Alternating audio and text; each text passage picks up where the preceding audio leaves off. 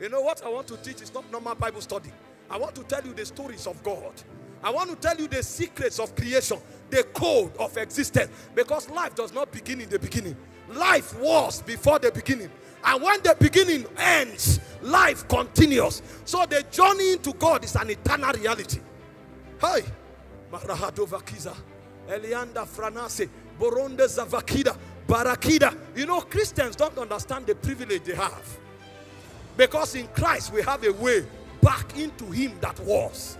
Him that dwells before time began. That's the journey of existence. The journey of existence is not from Kubwa to Asorok. The journey of existence is from time to eternity. When you touch God and you bring God back to your realm. You know, Adam did not understand the significance of this journey that he was enjoying in Eden. Adam came to a point where he thought the value of life was in things. So he began to appreciate apples. He didn't know that when God opens up his oracles, everything that will ever be is contained there. So he began to look at things and he began to admire things. And a point came, he forgot. He forgot the journey that he was engaging on in Genesis 3 verse 8. He forgot that that was the foundation of all things. His ability to enter into God, to stay there, to look upon God, to download God and to communicate God. He forgot that that syllables was the making process of Elohim, to bring him to a point where he becomes exactly like him in essence and in verity. All of a sudden, he began to desire other things. And suddenly, the serpent came into the garden and he recognized the serpent.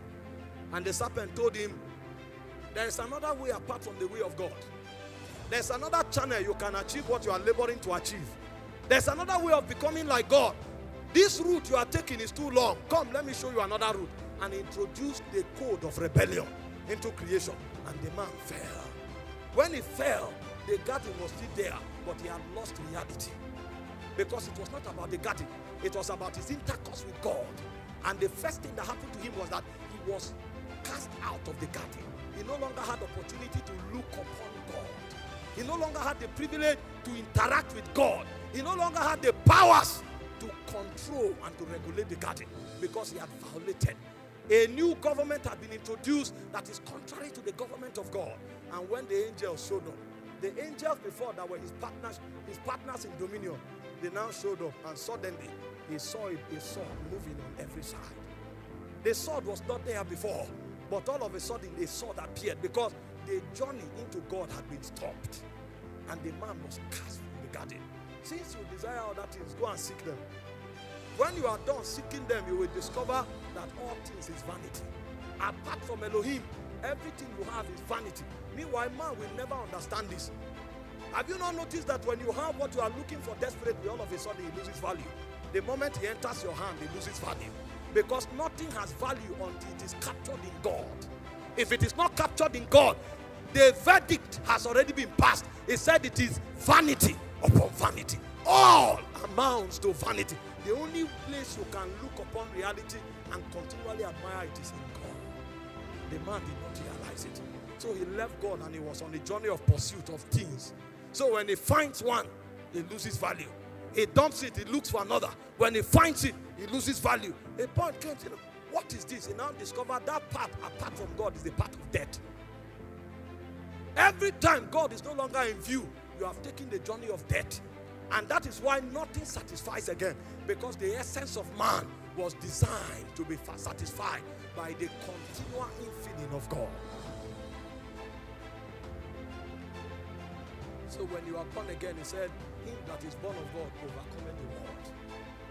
When a man is born of God, he turns away from the journey of vanity. That part which is a departure from God, he turns away from it and he comes back to focus.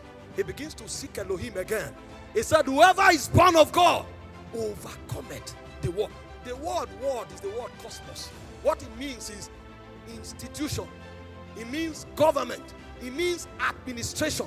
Every protocol that is set in place that provokes a departure from the presence. He said when you are born again, you begin to live above that protocol. All of a sudden, you come back to that point again where intercourse is reestablished. Now, if you enter into God, you will discover there are three realities that governs the civilization of God. The first reality that governs the civilization of God is the will of God. The second reality that governs the civilization of God is the wisdom of God. The third reality that governs the civilization of God are the purposes of God. This is why your prayer can't change the will of God, because the will of God existed before you started praying. So your praying is correct when you align with the will of God, because that reality, it existed before all things. In fact, civilization emanated from that reality. That's why when you do things in your own way, God doesn't hallow it. Before you do anything, He shows you how to do it. Because it's not just about doing it, it's about how it is done. It must be consistent with the wisdom of God for the blessings of God to come upon it. You know, when I was much younger, I thought ministry was about gifts. I was a mighty orator, so I gathered my friends and I told them something is about to happen. And after talking to them for 2 weeks, I now started the program. And when I started the program, I spoke to over 100 people. Only 12 of my friends came. And those who came to sympathize with me because they knew it was a failure.